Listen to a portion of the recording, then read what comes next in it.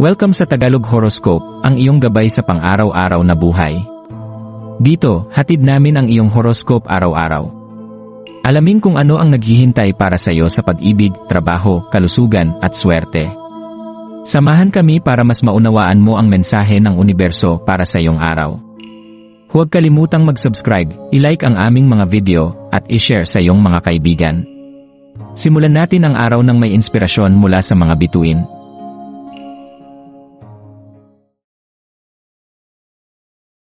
Narito ang iyong pang-araw-araw na horoscope para sa Libra ngayong January 14, 2025. Pagyakap sa pagbabago ngayong araw.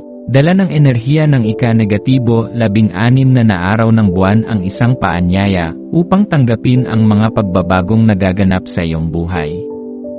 Sa bawat hakbang na ginagawa mo sa araw na ito, bigyan mo ng oras ang sarili upang pagnilayan kung paano naapektuhan ng mga pagbabagong ito ang iyong pananaw at desisyon. Mahalaga ang pagiging bukas sa mga pagbabago, sapagkat ito ang magbubukas ng mga bagong daan patungo sa mas malalim na pag-unawa sa iyong sarili. Tandaan na ang kakayahang mag-adjust sa mga bagong sitwasyon ay hindi tanda ng kahinaan kundi ng lakas ng kalooban at kakayahan. Ang panawagan ng buwan sa Leo sa pagtigil ng buwan sa Leo, mas tumitingkad ang iyong pangangailangan para sa pagkilala at init ng pakikitungo mula sa iba. Marahil ay mararamdaman mo ang pagnanais na mapansin at ma-appreciate ng mga nasa paligid mo. Hindi ito masama, ngunit mahalaga ring bigyang pansin kung paano mo maipapahayag ang iyong sarili ng tapat habang isinasaalang-alang ang damdamin at pangangailangan ng iba. Ang celestial na posisyon na ito ay nagtuturo sa iyo na balansihin ang iyong mga sariling layunin at ang pagkilala sa mga kontribusyon ng iba sa iyong buhay. Pagyakap sa emosyon habang gumugulong ang mga aktibidad sa araw na ito, hayaan mong ang iyong emosyon ang magsilbing gabay. Ang pakikinig sa iyong damdamin sa bawat interaksyon at sitwasyon ay magbibigay ng mas malinaw na direksyon kung paano ka tutugon. Ang pagpapahintulot na dumaloy ang emosyon sa halip na magtakda ng matitigas na inaasahan, ay maaaring maghatid sa iyo ng mga bagong kaalaman tungkol sa iyong sarili at sa iyong mga relasyon. Ang araw na ito ay isang paalala na ang iyong damdamin ay mahalagang aspeto ng iyong pagkatao, at ang pagyakap sa mga ito ay maaaring magdala ng kapayapaan at kaliwanagan. Pagsusuri sa sarili ngayong araw, hinihimok ka ng universo na bitawan ang anumang pakiramdam ng entitlement o pagkiling na maaaring magpalabo sa iyong pananaw.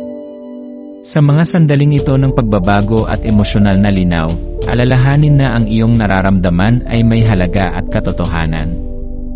Ang pagsusuri sa iyong mga reaksyon ay magbibigay sa iyo ng pagkakataon upang mas maunawaan kung paano makakabuti ang iyong mga damdamin sa iyong ugnayan sa iba. Ang pagkakaroon ng bukas na isipan at pusong handang umunawa ay magdadala sa iyo ng mas malalim na koneksyon sa mga tao at sitwasyong nakapaligid sa iyo. Pagtatapos ng araw, habang natatapos ang araw na ito, bigyang pansin kung paano ang mga karanasan at aral ay humubog sa iyong pananaw at damdamin. Ang araw na ito ay paanyaya mula sa universo upang magbigay daan sa personal na paglago at koneksyon. Yakapin ang pagkakataong ito upang linangin ang mas malalim na pag-unawa sa iyong sariling pangangailangan at kung paano ito umaayon sa mga pangangailangan ng iba.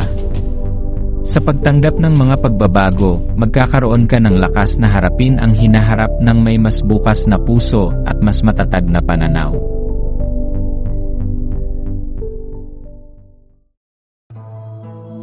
Maraming salamat sa panonood ng iyong horoscope ngayon araw.